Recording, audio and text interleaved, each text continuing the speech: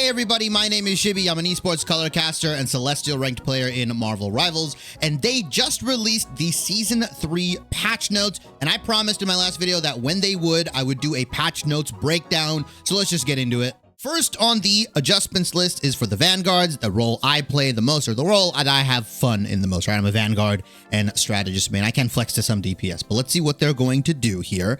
Emma Frost. Looks like the White Queen is trading a bit of offense for more glam. Her damage and her survivability in diamond form are taking a slight hit. Reduced telepathic pulse damage at 99 energy from 120 to 110, and then from 150 to 140 at 100 energy. They're reducing the diamond form damage reduction from 30 to 25. Okay, so she's squishier.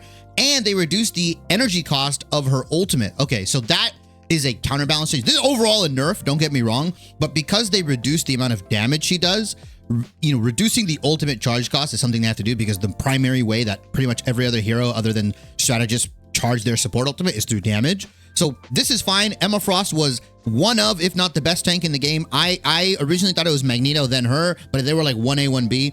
I think time has proven that it's probably Emma, then Magneto, just because of how dominant Emma is in the meta, how well she is at shutting down individuals. Although the interesting thing now is if people pick Emma, the popular counter, or soft counter we'll call it, was Cloak and Dagger. Specifically, Cloak's Terror Cape, you would use it on the Emma Frost when she would go diamond form, and then you could just like melt her, right? And now that her diamond form gives a little bit less damage reduction, if you're a Cloak player, you should always be using your Terror Cape on the Emma Frost specifically. I think that is the most important thing, because now she does less damage, she melts a little bit quicker, and it takes, you know, even though her ultimate reduced, the cost got reduced, it still takes her a little bit of time to charge that up. So I think this is overall good changes. Hopefully we see something Magneto and we're not. Okay, Thing. So this is what they revealed in that dev blog, right?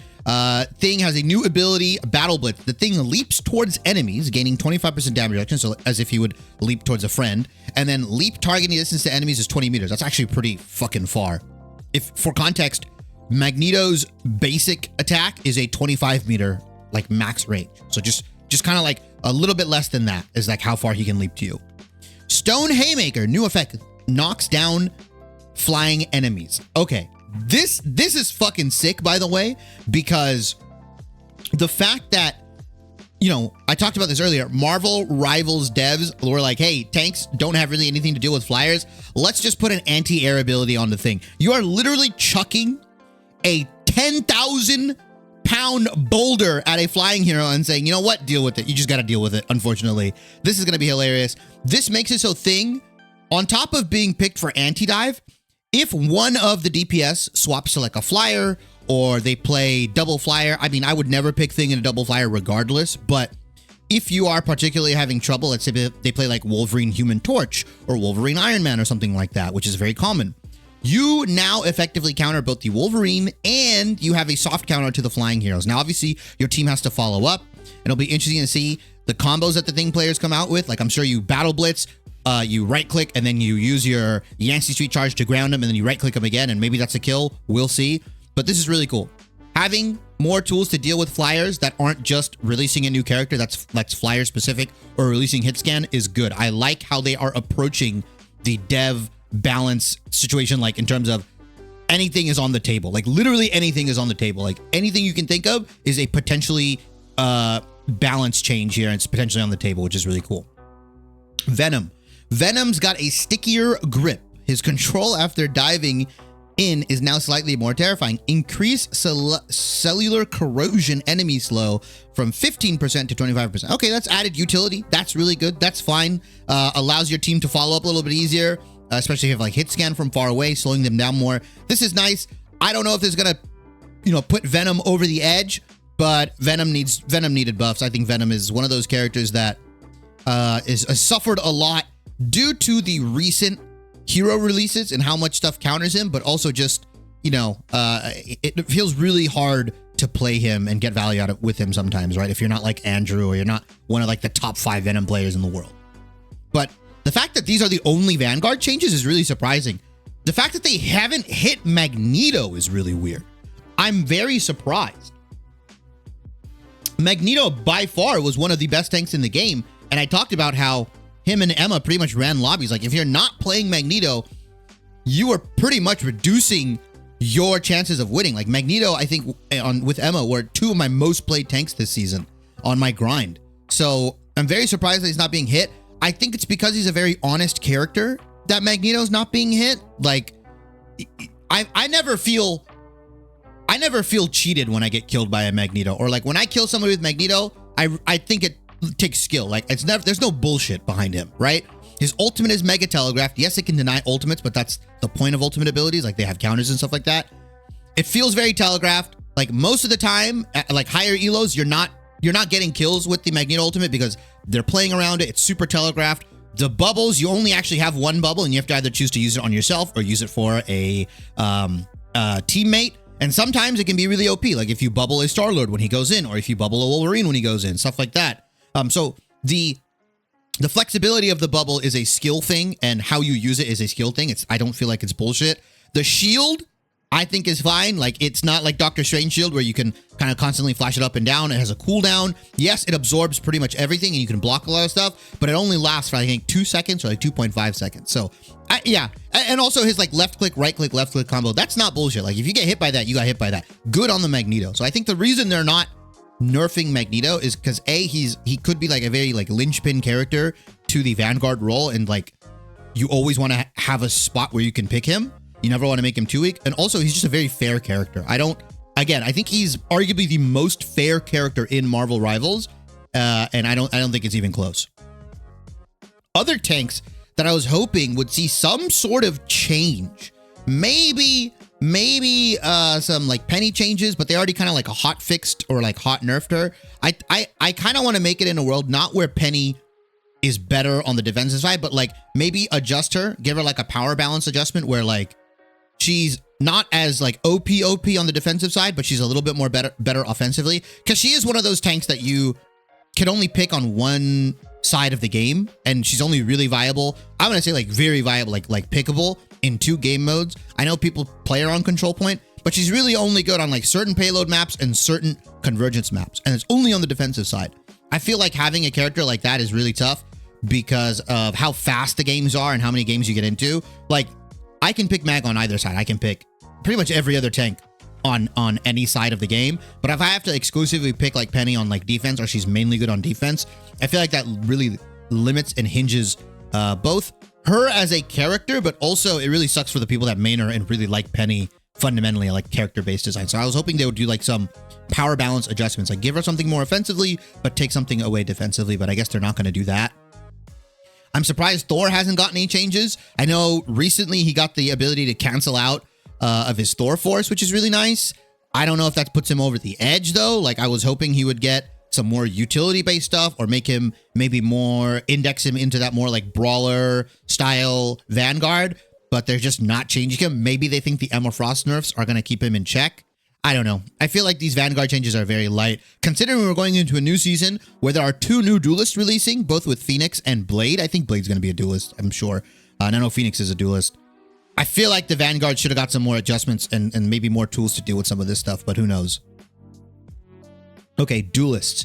Human Torch. Flame on, but mind the heat. Johnny's getting a team-up anchor effect, but a little less firepower to balance things out.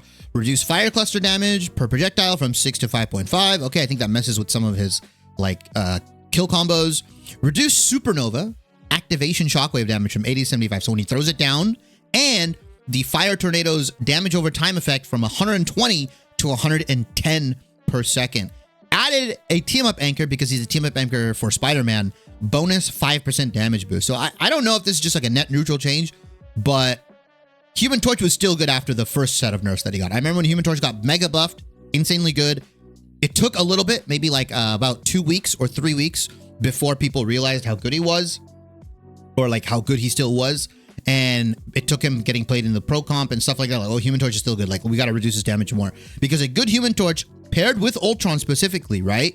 It's really hard to kill this guy because he's really tanky. And you also give him the Invisible Woman team up. Like, it is absolutely super annoying. And I'm kind of glad that they are slightly touching down on the flyers. Iron Man. Tony's slightly powering down with reduced damage output and a longer wait for his ultimate. Beautiful. Reduce the first 2 repulsor blast hits from 40 to 35 and 50 to 45 while in armor overdrive.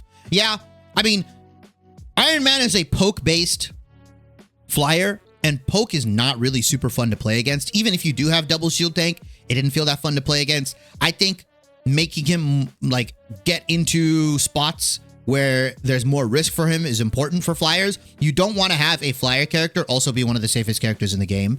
And again, we talked about Ultron and how he reduces the amount of risk flyers have because of the ability to throw the repair drone on him and have essentially a constant heal. Increase the energy cost of Invincible Pulse Cannon ultimate ability from 28 to 3400. Yeah, that's wild.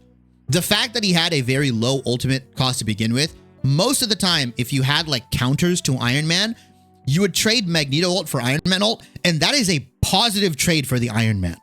90% of the time, if you are trading Magneto ult for Iron Man ult, the Iron Man ult will build his ultimate up faster than the Magneto can get his second ultimate off. And now, sure, you traded, but for you to make it worth, you pretty much had to get a kill with it. So I like the fact that this is kind of a buff to Magneto in a sense that now you can match 1-for-1 every single time on Iron Man ult. Iron Man ultimate was insane because you could consistently take out support ultimates and you would use one and you'd get it up again relatively quickly. Like the amount of Iron Man ults in a game, if it was a good Iron Man player, it would be astronomical. It'd be so insane. Mr. Fantastic. The stretchy genius gets slightly less tanky in his inflated state. Reduced inflated state bonus health from 400 to 350. This might change him. He's a little bit easier to kill. I'm not on the Mr. Fantastic is insanely OP train. I think he has some very glaring weaknesses. Wolverine obviously being one of them, but also like Poke we mentioned. He doesn't really do good against flyers. If you play like hit scan DPS, you can kind of burst him down.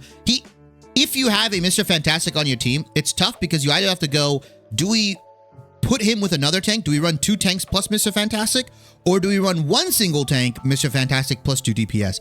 And I feel like both iterations of those comps don't feel as good, and I'd much rather have a 2 tank 2 DPS comp. But he works in some aspects, right? If you're playing against dive, if you're playing against like shield tanks, right? 1 or 2 shield tanks, he's very good. Like I think he has his moments, and I think that's exactly where Mr. Fantastic needs to be. I don't think he needed a nerf. I just think he was terrorizing other DPS too much, because if you 1v1 him and he's in his inflated state, you're not going to beat him.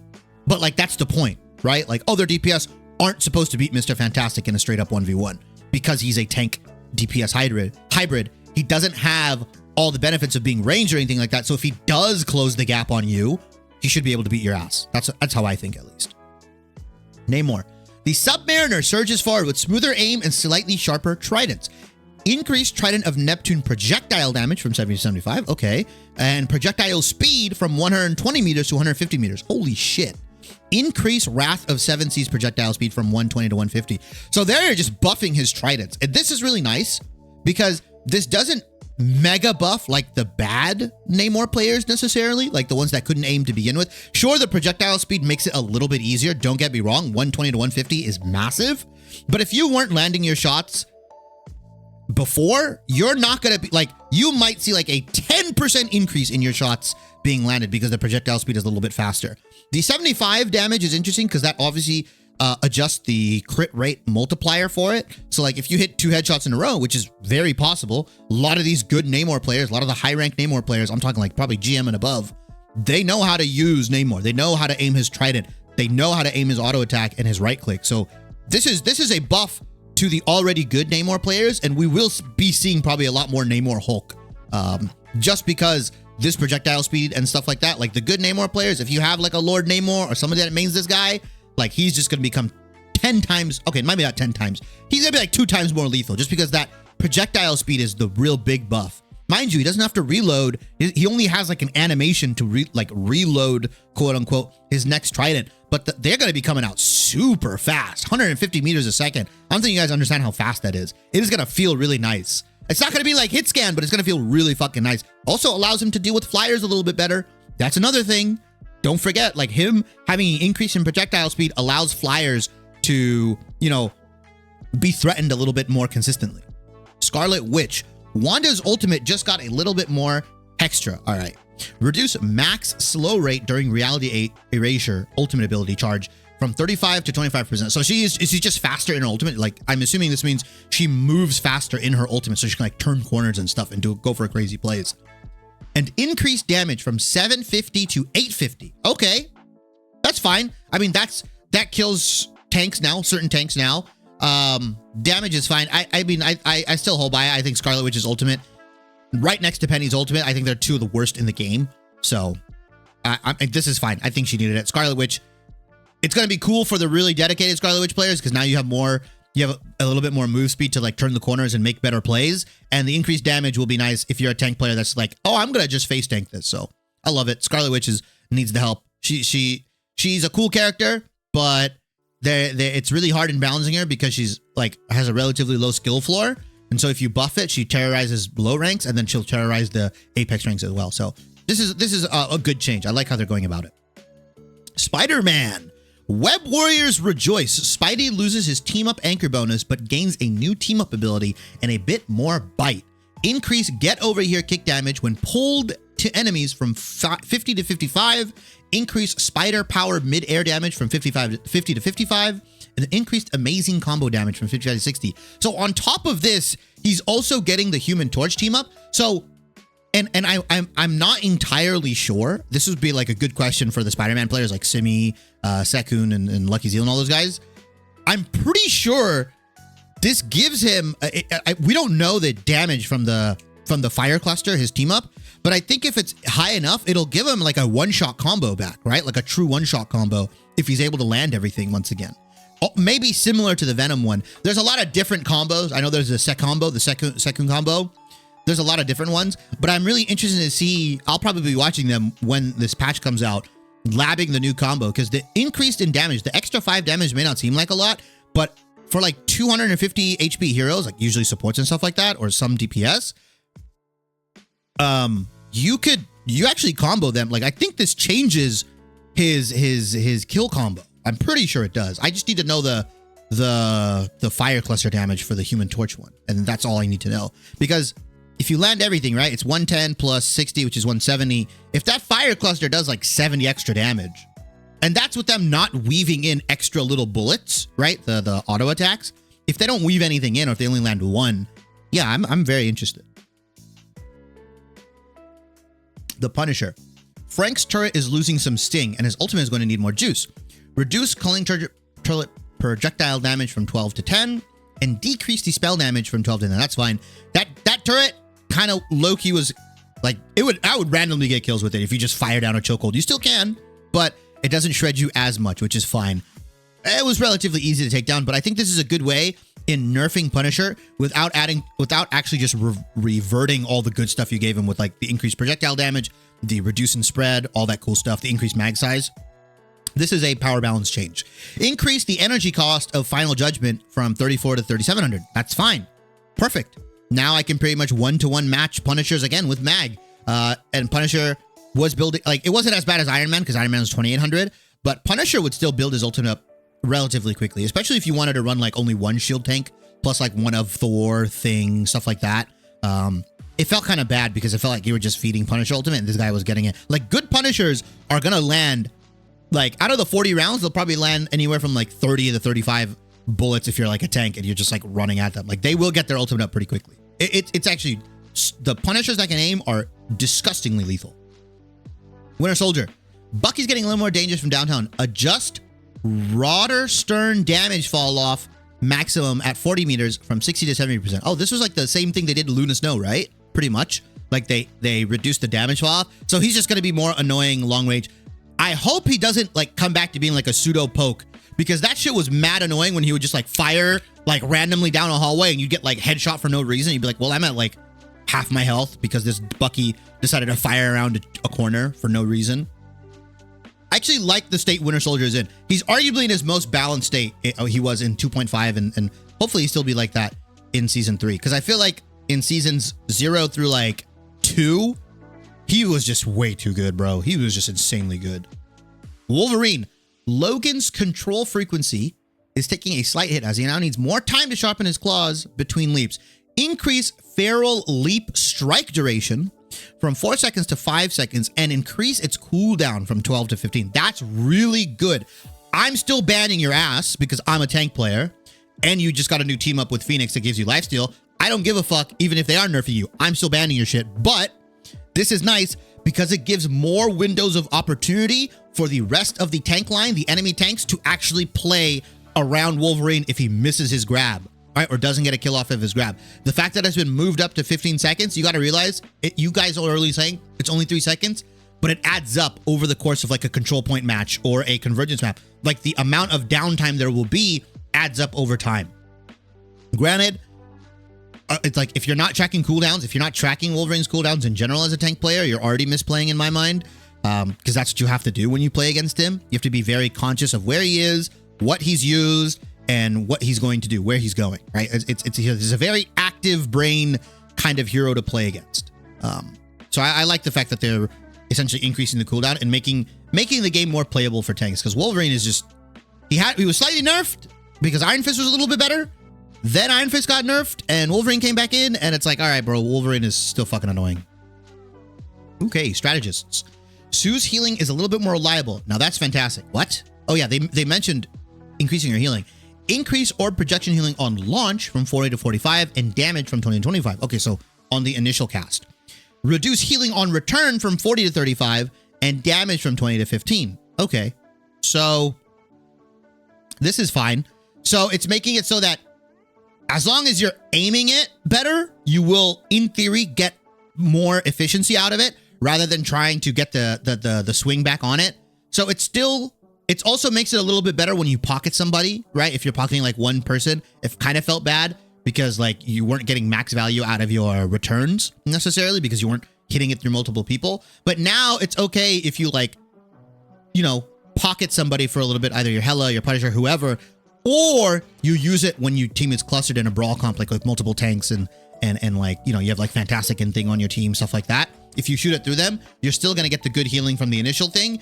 And it's not going to change anything if you are already really good at getting that initial healing on the get back. So this is a buff, but it's not like game changing. I still think she's going to be like a top 3 strategist in the game, especially because I think Loki right here, the God of Mischief, needs slightly more energy for its ultimate. Guess he's been up to many tricks. Yeah, he's at 4,300 now. That shit is going to charge even slower. 4,000 was already crazy, but it felt like he was getting his ultimate up really fast anyways. 4,300. I don't know if this is going to knock him out, but Lokis are going to have to be a lot more conscious of when they ult. They can't just do it randomly anymore and be like, oh, well, I build my ultimate up fast anyways. It doesn't really matter. Because it did feel kind of hard to play against Loki Cloak and Dagger compositions because it almost felt like they had like infinite uptime on their ults on every fight. It was really disgusting. So yeah, I think Invisible Woman might just bump up into like top 3 support if she wasn't already in my mind. She was already really good. Mantis. They talked about moving Mantis away from like the res comp not entirely, but like just giving her more individuality. Mantis's healing touch grows and her ulti is more potent, but its frequency is reduced. Healing Flower, new effect. Heals allies by 2.5% per second. So is that 2.5% max health per second? If that's what it is, that's really crazy. That makes it good on tanks. Reduced base healing from 20 to 12.5. Okay. So that indicates to me that the 2.5% per second is for like based off max health or whatever. Or if it's missing health. I'm not entirely sure. I'd be interested to know the exact number or the exact wording behind it. But this just makes it so it's better on tanks. Like you don't feel like shit if you use your Mantis healing on tank. They're moving her towards more of a main healer, or like giving her more main support individuality. Let's call it. Increase the energy cost of Soul Resurgence ultimate ability from 37 to 4,300. Increase bonus max health from 100 to 150. Okay, so they are mega nerfing the ultimate charge cost. By the way, 37 to 4,300. That's the same as Loki's. That's crazy, but she has the ability to charge her ultimate from both damage and healing, so I think it's fair. Increase bonus max health, that's fine. If you're going to increase the ult charge, at least give it more. I'm interested to see the healing flower effect because it's very dependent on whether it's 2.5% of missing health or if it's 2.5% of max health. Because either way, I still think it's very good. You can now throw it onto tanks and not feel bad about it. And you don't just have to be like a damage boost bot. But we'll see. This might bump Mantis up very highly. We might be seeing a lot more Mantis here. Ultron. Ultron is going to have update to his software as his defensive taking a slight hit. And he's a little less of a team player, which seems fine by him in this patch. Reduce dynamic flight acceleration from 8 seconds to 6 seconds. Okay, so he can only like mega wiggle 6 seconds instead of 8. Dude, that guy was absolutely schmoving when he would use that shit. It was super annoying to kill. Reduce imperative Firewall bonus health from self, 75 to 65. Okay, so he's less survivability on himself. And allies from 55 to 50. So he gets a 10 health reduction, bonus health reduction on himself, and then a 5 health reduction on everybody else. So like, let's say if he got all allies, other 5, it's essentially going from 25 to, or sorry, it was 5 times 5, right? Yeah, you're not really, you're losing 25 health overall, right? Because if you could apply it to everybody, right? 5, 10, 15, 20, 25, all the other teammates, you're essentially losing 25 extra bonus health for your whole team. Not that, that's not the crazy part. The self one is a little bit more crazier. I don't know if this is going to completely stop Ultron from being picked. The good Ultron players are just going to play around the 6-second cooldown to the 8-second cooldown. Also, the bonus health, they'll just be a little bit more, you know, cognizant of like, oh, okay, I'm low health. I can't live this. I just got to pop it now. I don't know if flyer comps are completely taken out of the question. In an ideal world, all comps are viable. Like, right, you can play flyers, you can play hit scan, you can play brawl, all that stuff. Obviously, that's not how the world works, and that's not how the game works. There are metas, there are stuff. But I don't know if this completely knocks them out, especially because Phoenix is coming to the game. Even though she's not a flyer, I think Phoenix, we saw the gameplay preview, was like a hit scan hero. So maybe that'll call them down. Maybe they're just giving more tools to people. We'll see. Yeah, maybe we can still play flyers, but it won't be as oppressive anymore, especially for tanks. So team ups. We saw some of these. Ever Burning Bond. As a team up anchor, Human Torch gains a 5% boost in damage. We already talked about that. Spider-Man unlocks the new Infernal Blast ability through his team up with Human Torches. So it's essentially another web tracer. So he can like detonate it. And that's what I wanted to know, the damage on it. It looks like none of these team up abilities are going to give me the damage on them. It's just going to tell you what it is. So Primal Flame, Phoenix and Wolverine.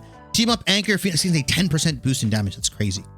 Wolverine gains the new Phoenix Warrior ability through his team up with Phoenix. This, I believe, gives him lifesteal on his auto attacks. So yeah, I'm definitely banning this guy. He's never coming back in. Adjusted or removed.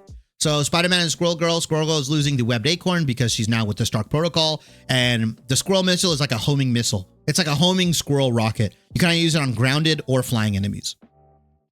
Storm is losing the Human Torch team up with the Fire Tornadoes because she got Jeff NATO like last patch. So that's fine. Symbiote Shenanigans. Venom and Jeff the Landshark. Goddess of Death joins in on the shenanigans. Hela gains the Hell Tendrils ability through her team up. Okay. That was where if she throws it on the ground, not only does it drag you in, but it also now puts tendrils on you that slow you. So on top of the follow-up, if she doesn't kill you on the follow-up from the stun, the pull-in, she can now has an easier time landing a headshot. Why are we buffing Hela? I don't know. It's Season of Hela, that's why. Because Null is taking over. I hate this. Balance changes. Guardian Revival. Adam Warlock, Star-Lord, Mantis. We're slightly reducing the usage coverage of this team up as even the Guardians need to pace themselves. Increase Leader Soul and Nature Soul ability cooldown from 120 to 135. Okay, so that's the passive revive you get, right? So instead of having it up every 2 minutes or like 2-minute cooldown, it's 135. Again, a lot of people are going to look at this and say, oh, it's only 15 extra seconds. But 15 extra seconds actually means a lot in the course of a whole game or a whole round. Especially control point and stuff like that. Like it can go on cooldown in between points. So yeah, we'll definitely see less revives from these guys. I don't know if this completely kills Guardian's comp though.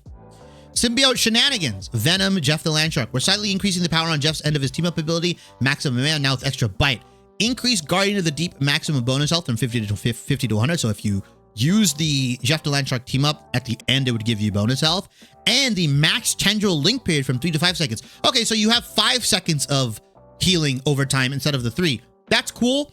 It's just this team up is never good because these heroes play opposite of each other. Venom is diving in and Jeff the Landshark's usually with his team. So you have to have like a pseudo dive comp with Venom diving in and the rest being brawl so that you pop his symbiote team up as you are going in. So you have constant healing over time and then you get the bonus health. But that's not happening because Venom is never the beneficiary of this because he's diving past Jeff the Landshark. So it's cool. But again, this team up, I rarely ever see it because of how different in nature these heroes are and how they play the game. That will do it for the patch notes rundown. I'm very interested to see. I think my permabans, bro, Wolverine, Phoenix. I'm probably still going to be banning Human Torch. I'll probably still be banning, Invisible Woman or Loki. We'll see.